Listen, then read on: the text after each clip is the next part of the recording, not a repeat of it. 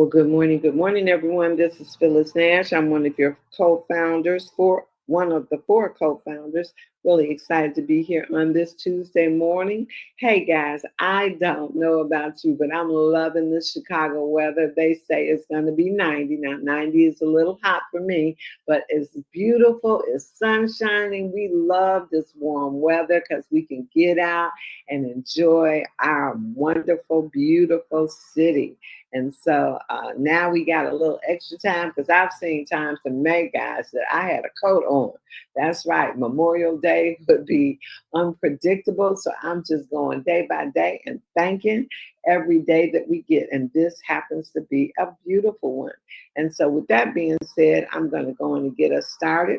You know, I oftentimes like to speak from my heart or from my life experiences. And some of the things when you're doing a lot of things and when you're getting different things in your family, your church, your community, your business, your social life, all of that takes a part, and all of that is who makes you who you are. And I said I'm going to be working really on work-life balance here. And so in doing so, I needed all the help that I could possibly get. And I always look for life experiences and things that I know that work for other people. And so I started talking about creating myself a vision board so that I could make clearly the things that I wanted to do and how I wanted to do them and what I wanted it to look like.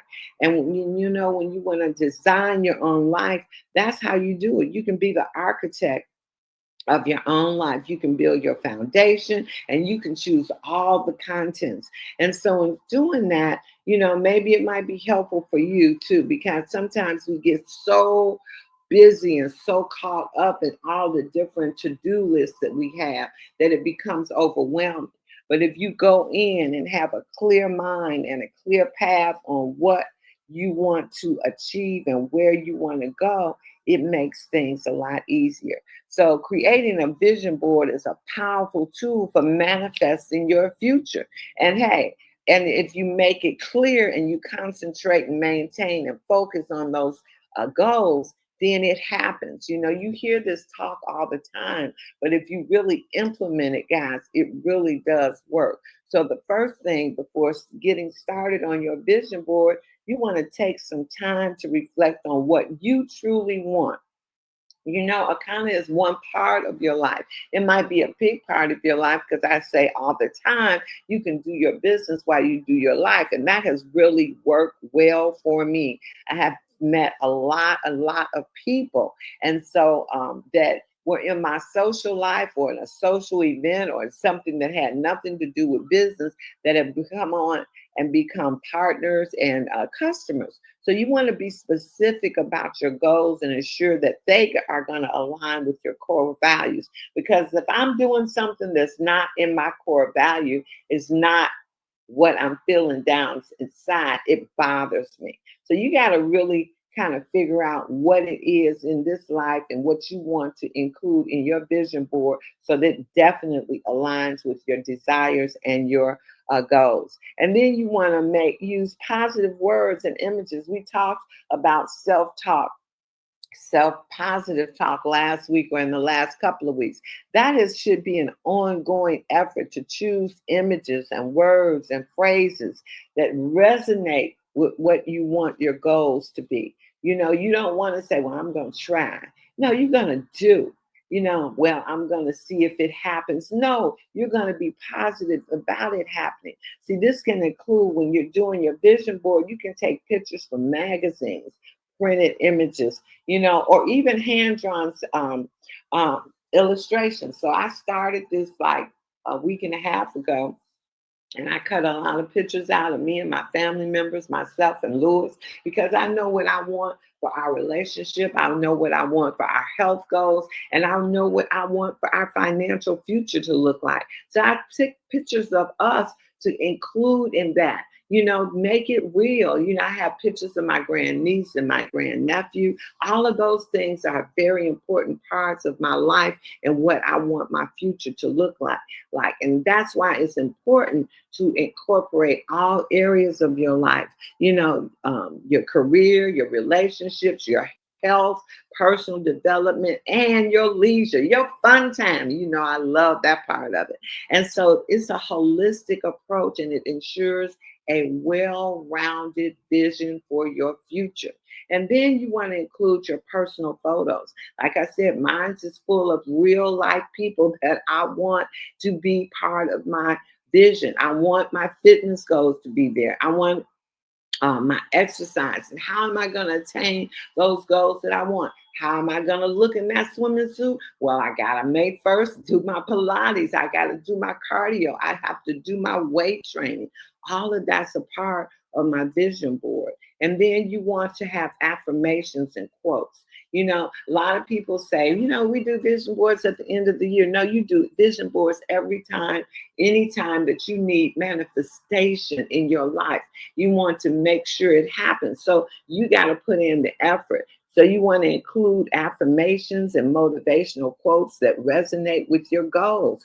These can serve you at times when it gets hard, when I don't want to work out because all I want to do is just chill. No, it's time. If you got that vision board in your bedroom, when you wake up and you look at it, you're going to get up and go on and work out, as opposed to saying, I'll skip today. No, that's not part of your future. So you want to keep it visible. You want to wake up to your vision board. You want it in your bedroom. You want to duplicate that same one in your bathroom. I love the bathroom. I spend lots of time in there. That's a relaxing place for me. So definitely want your vision board in your bathroom, and you want to engage with your vision board. Spend a few moments as soon as you wake up, make that part of your devotional in the morning to look at your vision board, because visualization for me, guys, I don't know about you, but visualization is huge in me helping create and to achieve my goals.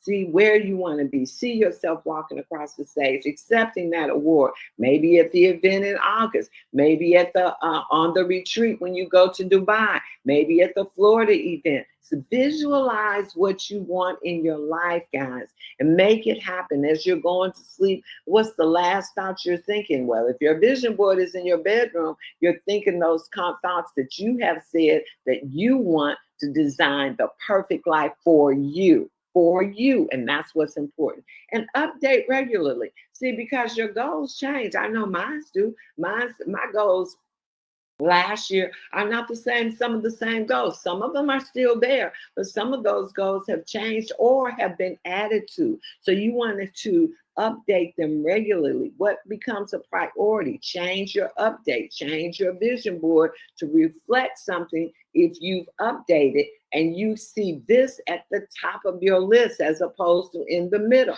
Leave space on your vision boards just for this. You want to do this for yourself. This is you designing your life. I looked at how Mike Newsom, he got involved with our company, Akana.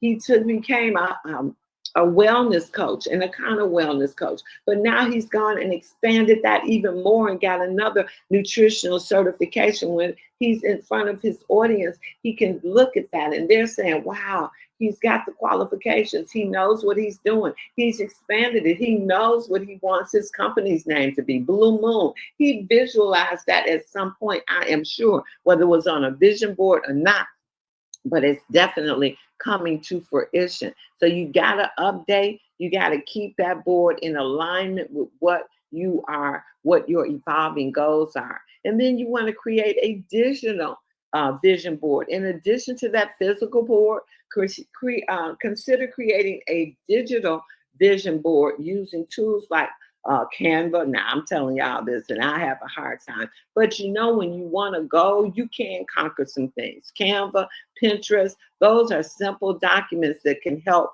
you create that digital So you can have it on your phone, you can have it in your on your laptop, you can have it wherever you are. See, this allows you to access your vision board on your phone, your computer, and it gives you that flexibility, because if the day gets too rough for you sometimes, you can just go to that digital, look at your board and say, hey, this is why I'm doing this. That's why whys are so important. That's why goals are so important. You need to write them down to keep you on track.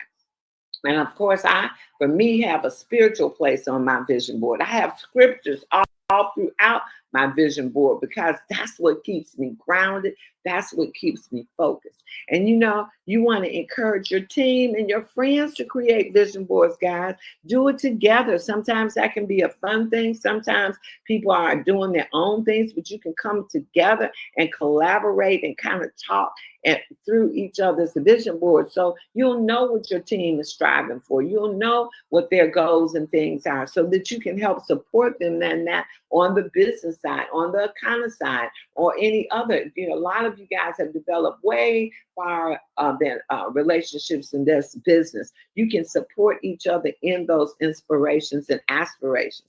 And then your journey to journal. Keep a journal to document your progress, thoughts and feelings. On this day, you might know that, hey, I just didn't have a great day. Write it down. Write what that felt like when you wasn't having a great day. What was going on around you to say, this isn't a great day? Because it only was a bad moment. It does not have to be your whole day. So you can better know how to deal with all the things and distractions that are in our lives, because they coming for you.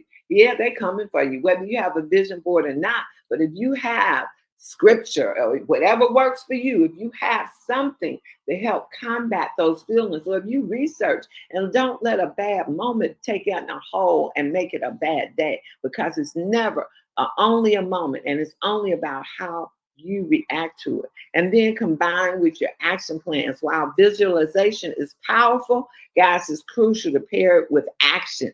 Here, don't just talk about it, be about it. Outline your specific actions. How are you going to create those goals? Whether it's in your relationship, you're going to take time. You're going to compliment your mate. You're not going to bring you're going to just compliment it. If it's something you need, you're going to make sure you have that date night. Yeah, a date night. I don't care. Louis and I have been together, almost 27 years. We still better have a date night, because you better make it real. You better make that an important part of your life, because that is a very important part of your life. So it all takes a little work. So we got to work at it. So by following these tips, guys, you're going to be creating that life, that future, whatever it is, not only in your home life, your business life, your spiritual life, your financial life, your fun life, you're having a great time life, because I believe, truly, always believe in having a good time. And then here's a few affirmations, guys, that kind of keep you on point. I am the architect of my life. I build its foundation and I choose its contents. Encouraging takes control and responsibility for one's future. So you got to encourage yourself. Number 2 is I attract success and abundance in all areas of my life. That's going to promote a mindset of attracting positive outcomes and opportunities. Say it, claim it. Number 3 is I am worthy of achieving my dreams and living the life I envision. You can't envision unless you put it down. So put it down so you can envision that, and it makes that, when you're worthy of achieving those dreams, it makes it real, because you know what dreams you are trying to achieve. And so that reinforces self-worth and the belief that they deserve it, that you deserve it to achieve your goals. Number 4, every day I am moving closer to my goals and dreams. And you want to emphasize that consistent progress and the importance of daily actions. Because how do you eat an elephant? One bite at a time. You're not going to do this every day, all day. You're going to do it all day, but you're going to take little bitty bites. It just reinforces it. And every day number 5 is I visualize my success and take inspired action towards it. that combines the power of visualization with the necessity of taking action. Can't be done without action being done.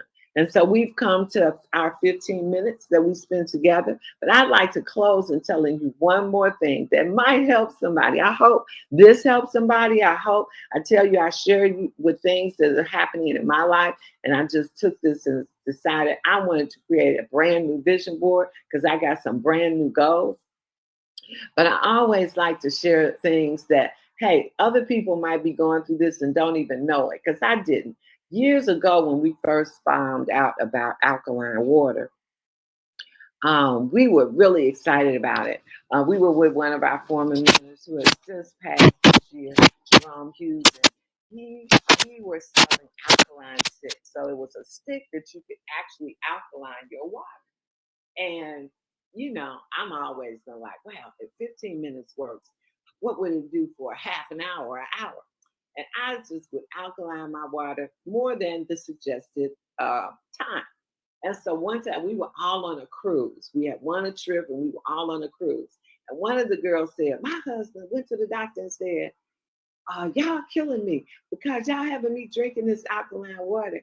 And what was happening, that the pH on the water was way, way, way too high, So that meant that he had not been, I think 7.5 to 8.5 is the suggested pH, but his was way higher because we were leaving this stick in there way too long. And so everybody started saying, you know what? My elbows hurt. You know what? My neck is hurting.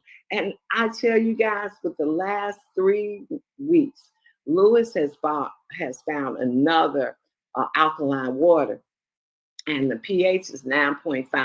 And I be getting my water in. I be drinking my water. And for the last maybe 3 weeks or more, I mean, he's been buying this water for a minute now. We've been only using this. I can hardly walk. And my legs are hurting and aching. And like when this first experience with the alkaline water was like over 10 years ago. So I had really forgotten. But yesterday we went to the store to get some water. And just seeing that visual, it's in my kitchen all the time, but just seeing it on the shelf saying 9.5, I said, that's what's wrong with me. My pH, that water is too strong for my system, and my whole body is aching everywhere. And guys, guess what? I'm thinking, Lord, what is happening to me? Is this what older age looks like? Is this what it's going to be like? But guess what? It's the alkaline water. It's too high. So if anybody is experiencing anything using alkaline water, that pH, whatever it is, might be too high for your system. So I thought I'd share that with you. I know I rambled a little bit on that, but the bottom line is the water that I've been drinking now for over maybe a month or so, month and a half, is too high for my system. And in a result, I feel like I'm 90 years old. But I'm so glad that that light bulb went off in my head and said, that's what it is, because the doctor said, ain't nothing wrong with you. That's what it is. It's that pH is too high. So if you experience any cramping, any pain in your joints, it's the alkaline water is too high. Alkaline water is excellent for us, but we need to also mix it sometimes with spring water. I thought I'd just share that because I know that most people on the Flat Belly lifestyle kind of stay on that. So with that being said, wait, somebody is texting me. Let me see if it's a message for you guys. Okay, it's not. With that being said, go out and have a kind of day. I hope I helped some. Just a minute. Yes. Good morning. This is Dr. Betty. Today is Tuesday. That's okay. It's quite all right. No problem. Great information, Phyllis. And that is something that I promised everybody I was going to find some expert information about the water, because that is true. If you drink too much alkaline water, it can have a negative effect. So we need, yes. But tonight we're going to revisit brain health and our products and services that have a positive impact. And that's by popular demand. So I look forward to seeing everybody tonight. Bring your questions about brain health, and let's jump in. Have a great day. Awesome, guys. Phyllis, Yeah. Phyllis, Yeah, just a quick question, and Dr. Betty. So, just asking, because you guys are bringing up a great point, and I never even heard that. If 9.5 is too high, should we should we go down to 7, or what do you all suggest? So Because people are going to I ask. think this isn't scientific for me. It's just personal testimony, and I'm so glad I remembered what happened way back 10 years ago. But 9.5 is too strong for me. If you're not experienced, and like Sylvia, we talked about it too. You also should drink a little, not 24/7 alkaline all the time. You should, add Exactly. spring water in there with your protocol also. Definitely get your water in, but the point is it's going to be a personal thing. I just am telling you guys because I had this happen to me before and really forgot. I'm telling you, I thought, Lord, what is going on with my body? And as soon as I looked at that 9.5, I realized that's too high for me because I try to get in my designated amount of water. And I remember yesterday before I left home, I drank 48 ounces of that water. And then when I went to get my car in the garage, and this was before, by 9 o'clock, I had drank 48 ounces. I could hardly walk to the thing. I was like, what the hell is wrong with that? And that's what it dawned on me. So God works with you because he let me feel this for a good 3 weeks. But then that light bulb went off and it was like, that's what it is. It's that alkaline water. So you gotta, if you're fine with it, nothing's hurting you, because I've been doing this for 10 years and never had this happen. This happened 10 years ago, but when I hadn't been drinking 9.5. So I have been doing that now for quite some time and it's taken its toll. So that's what it is. You gotta know what your own body can handle. Kind of balance it out. Okay, thank you so much. Great information. And then the other thing too is remember, we are changing our lifestyles. We're starting to eat better. We're starting to eat more raw food, and that alkalizes your body too. So you don't have to drink alkaline water all the time. Like Phyllis says, switch it up. Do spring water. Definitely do clean water, and try to stay away from bottled water. Do you all think we should, is there a way to get strips? Should we get strips and see what level we are? I'm not sure. It's gonna, are you having any problems, Crystal, right now? Because you're gonna know something is going on. So again, your body talks to you. So it might be somebody, I'm sure it's a whole market of people out there that can handle 9.5. I can't. So you gotta know what your body is saying to you. If you have, and you're gonna feel it in your joints, in your mobility, definitely in your joints. Okay, thank you, ma'am.